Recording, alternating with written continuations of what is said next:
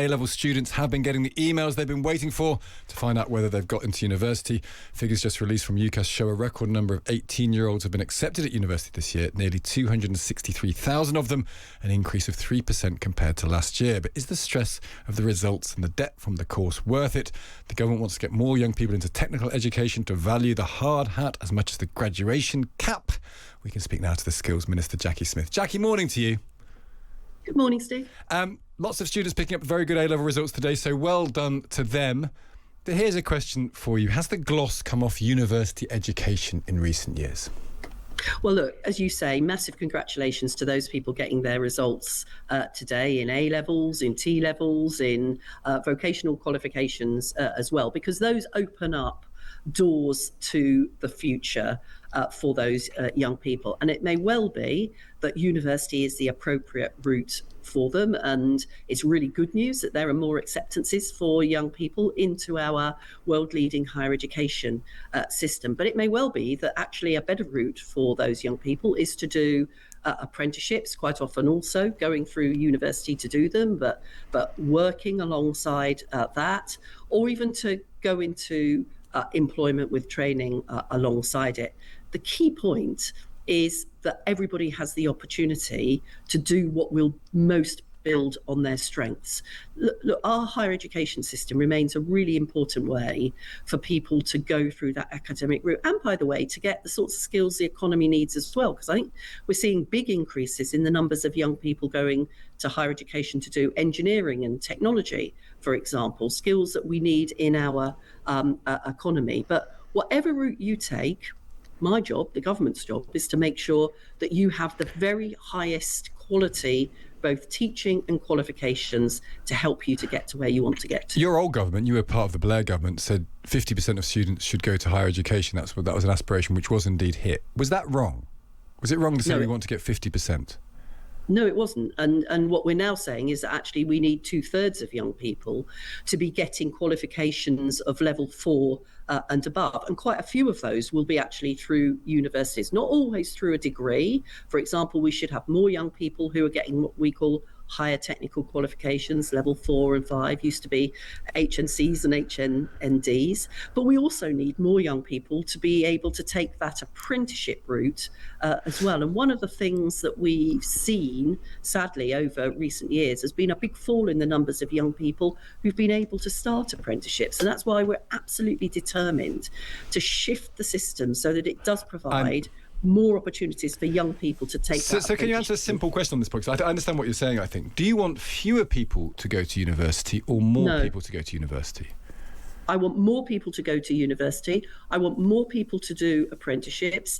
We've got an enormous need. But there's a finite number of people, Jacqui. So there's a finite number of people. If more people go to university, there'll be fewer of them who go to do apprenticeships and vice versa. And what I want them to have is higher level qualifications, level 4 and above, some of which will come through university, some of which will come through apprenticeships. So I want there to be more of the existing young people with higher levels of qualification. But that might mean fewer going to university, because they might get those higher levels elsewhere, is what you're saying. But it seems like you're a bit shy of saying you don't want to send more people to university. So you're just an old Blairite still. Well, yeah, I'm definitely an old Blairite still, yes, Stig, but more importantly... Don't tell your new boss that. As I was telling somebody earlier today, I am very proud to have served under 4 Labour Prime Ministers now. So, and my challenge today is to make sure that whether or not, as a young person, you think university is the right route for you, and by the way, you're still likely in university to be making considerable having considerable financial rewards over the course of your lifetime if you go into higher education.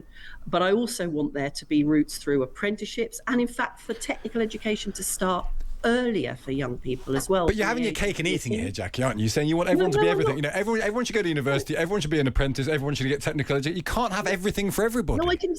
Sorry, Stig, I didn't say that. And it's you and lots of other people who want to set up university against the skills that we need in our because economy. There's two different approaches. There's two different approaches. No, but actually, Stig, lots of the skills and the applied learning and the practical skills that we need. I've talked about engineering and technology. Digital is another area. For many people, a route through university will be the way. But what about art subjects, Jacqui? Because every time we have a conversation with someone from the government about university, we always talk about... the argument now. You're accepting the point that I... No, I'm shifting the argument because I think there's another angle to the argument. It doesn't mean I'm accepting anything. I think there's another interesting argument, because every time I have this conversation with a government person, they want to talk about STEM subjects, they want to talk about technology.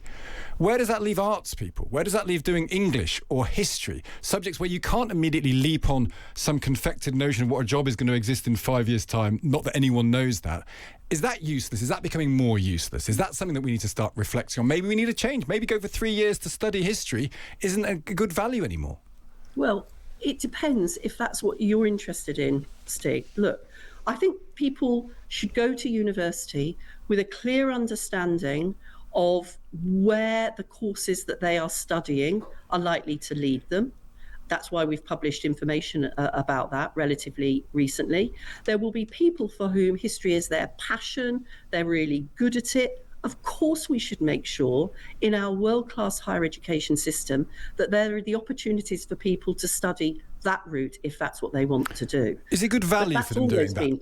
Is it good? What hasn't always been possible, Stig, is for people to have high-quality technical education and the apprenticeships that they want. And it depends, it's not for me to tell people what they should study. It's for me to make sure that whatever strengths you have as a young person, whatever your dreams are, whatever the way you best learn is, you've got the chance to have a really high quality. And is it value for money doing it through university is the question. Here's something from Victoria who got in touch. So I left university in 2020 with around 65 grand of debt. 6 years on, it's now 95 grand, despite me working full-time and paying 180 quid a month. I fully support paying for my higher education, but God help me with this Plan 2 interest. That's the student loan system. 65 grand of debt. 6 years on, it's now 95 grand of debt and she's paying it back every month. That cannot be right, can it? That's not going to encourage anyone to pursue education further. The vast majority of people who go through university will make a financial gain over the course of their working life from having gone through university. But she's never going to pay that loan off, is she, Victoria? Just a minute, Stig. Even when you have taken into consideration the repayments of your student finance. And on this point about she's never going to pay it off, well, frankly, that is part of the way in which the system is designed. We need to make sure that you aren't prevented from going to university by upfront costs.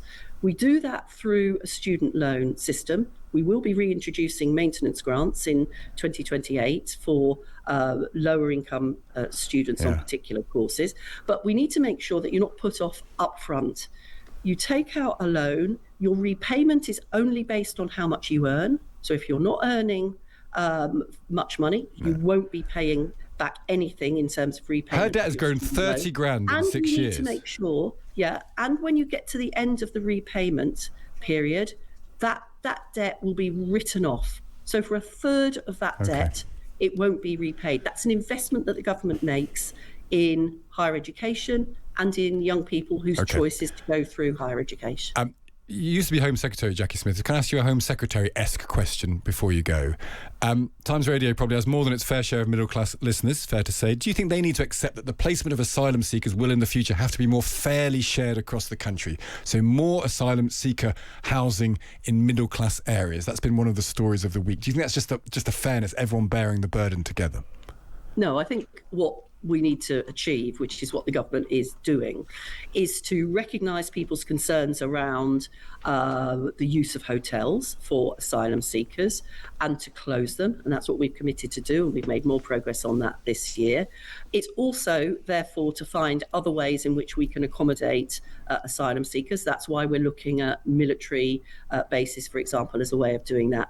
But most fundamentally, what we need to do is to, as we have done already, improve the system so we make decisions about people's asylum more quickly, remove people from the country more quickly, as we are doing when they haven't got a right to be here, and make decisions more quickly so that people can become integrated into communities where they have got a right to stay here. So that question of integration, just finally, is Rachel Maskell's a Labour MP. She said that a plan to move 1,000 asylum seekers to a Yorkshire village will create a ratio of 6 men to 1 woman there. Does that sound acceptable to you? Well, I think it depends on how people are being housed. And one of the points about... Well, this is 1,000 people. This is 1,000 people moving to a base near to a tiny village, and it's 6 men to 1 woman as a result. Just to be clear, I don't know the details of what Rachel is talking about. Does that sound reasonable to you? It would be the case that where asylum seekers are being housed in military accommodation, by definition, that tends to be more secure. It tends to be away from built-up areas, which is one of the reasons why that might be better than some of the hotels. But does that sound good, 6 men to 1 woman? But in the end, the only answer to this is what we are doing, which is to reduce the numbers of asylum. But you're not going to do that in the short term. In the short term, you can have 6 men to 1 woman in this Yorkshire village. Well, as I say, I don't know what the details of that are, but I do know that we have committed to closing asylum hotels, and we will do that. We will find other accommodation for asylum seekers, and we will reduce the overall number. Jacqui Smith, great to speak to you. Thank you for taking the time to talk to us. Thank you. She is the Skills Minister there, Jacqui Smith.